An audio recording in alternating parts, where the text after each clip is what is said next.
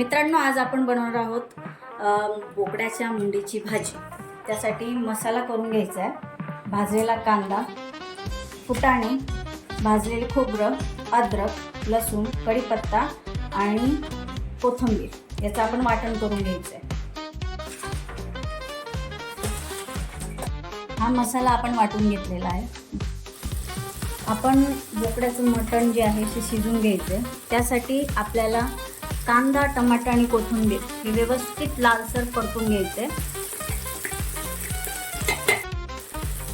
अर्धा चमचा हळद टाकून घ्यायचा आहे। हळद टाकून परतून घेतलंय। आता त्यात पाणी टाकायचंय, मीठ टाकायचंय चवीनुसार। बोकड्याची मुंडी शिजायला टाकून द्यायची आहे कुकरमध्ये।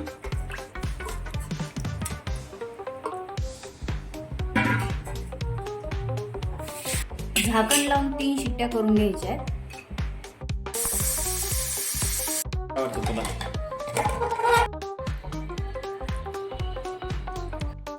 आपण आता भाजीची तयारी करून घेऊया। तेल टाकलंय, तेल व्यवस्थित तापलंय। त्यात आपण कोथिंबीर टाकू। हा आपण मसाला तयार करून घेतलेला वाटण हे यात टाकून घ्यायचंय।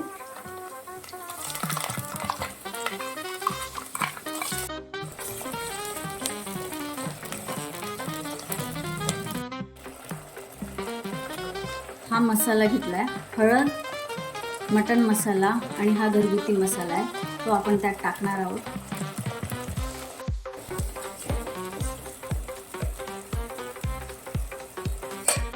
मसाला व्यवस्थित परतून घेतलाय। आपण याच्यात आता शिजवलेलं मटण जे आहे हे त्यामध्ये टाकणार आहोत।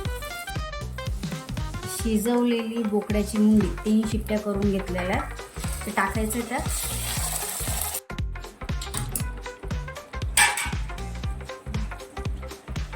कुकर मधलं सूप जे आहे हे त्यात टाकायचं आहे। पाणीचा वापर कमी करायचा आणि सूपचा वापर जास्त करायचा।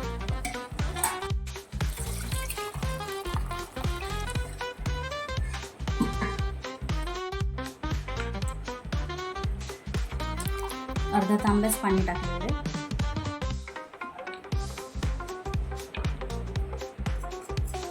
तयार आहे बोकड्याच्या मुंडीची मटणाची भाजी।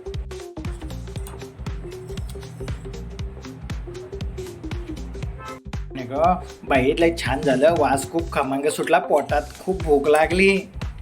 तर आपण आता जेवणावर ताव मारूया। चवीनुसार मीठ टाकायला विसरू नका।